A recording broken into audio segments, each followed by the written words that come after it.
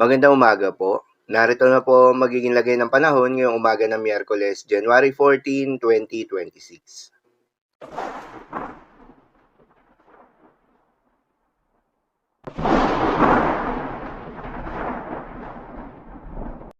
Sa kasalukuyan na tayong sa pag-asa, yung binabantayan na low pressure area sa loob ng Philippine Area of Responsibility ay nakakaapekto na yung trough or extension nito sa ilang bahagi ng Eastern Visayas at Mindanao. Habang Northeast Monsoon o hanging amihan ang patuloy na nakakaapekto sa may Northern Luzon. Easterlies naman o yung mainit na hangin na nanggagaling sa may karagatang Pasipiko ang nakakaapekto sa nalalabing bahagi pa ng Luzon. Asahan naman yung epekto ng mga localized thunderstorms sa nalalabing bahagi pa ng ating bansa.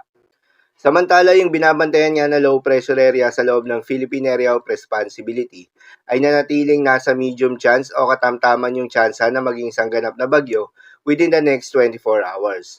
Uli nga itong namataan sa layong 825 kilometers east ng southeastern Mindanao. Base sa forecast track ng Pag-asa, posibleng maglandfall ito o dumaan malapit sa Eastern Visayas o Bicol region bago ito mag-recurve palayo ng ating bansa. Sakaling maging bagyo na nga ito, bibigyan ito ng local name na Bagyong Ada, ang kauna-unahang bagyo ngayong 2026. Para sa magiging development nito, patuloy lamang na magantabay sa mga update nating ilalabas, lalo na ng Pag-asa.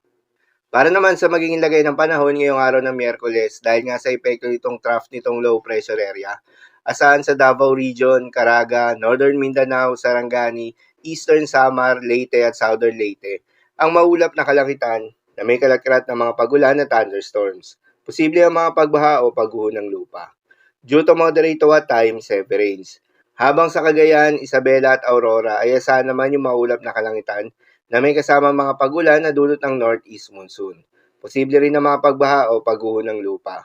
Due to light to moderate with at times heavy rains.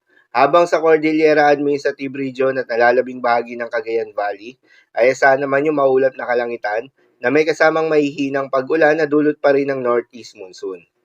Habang sa Bicol Region at nalalabing bahagi ng Central Luzon, ay asahan naman yung bahagya maulap hanggang sa maulap na kalangitan na may kalat-kalat na mga mahihinang pag-ulan na dulot pa rin ng northeast monsoon. Habang sa Metro Manila at nalalabing bahagi pa ng Luzon, ay asahan naman yung bahagya maulap hanggang sa maulap na kalangitan na may kalat-kalat na mga pag-ulan o thunderstorms na dulot ng easterlies. Posible rin na mga pagbaha o pagguho ng lupa during severe thunderstorms. At sa nalalabing bahagi pa nga ng ating bansa, ay asahan naman yung bahagya maulap hanggang sa maulap na kalangitan na may kalat-kalat na mga pagulan o thunderstorms na dulot ng mga localized thunderstorms. Posible rin na mga pagbaha o pagguho ng lupa during severe thunderstorms. Madalas, nabobo ang mga thunderstorms na ito tuwing hapon o gabi na nagtatagal ng 1 hanggang 2 oras. Kaya naman, ingat sa mga posibleng banta ng pagbaha at pagguho ng lupa, lalong-lalo na sa mga lugar na inuulan na noong mga nakaraang araw pa. Para naman sa magiging lagay ng mga dagat baybayin, ayon sa Pag-asa ay wala pa rin tayong nakataas na gale warning sa anumang seaboards ng ating bansa.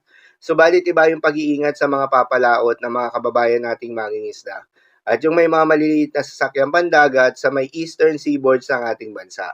Dahil inaasahan yung katamtaman hanggang sa maalo na karagatan. Habang banayad hanggang sa katamtaman ng mga pag-alo naman ang asahan sa nalalabing seaboards ng ating bansa. So, yun lamang po para sa lagay ng panahon ngayong araw ng Miyerkules. Keep safe, everyone.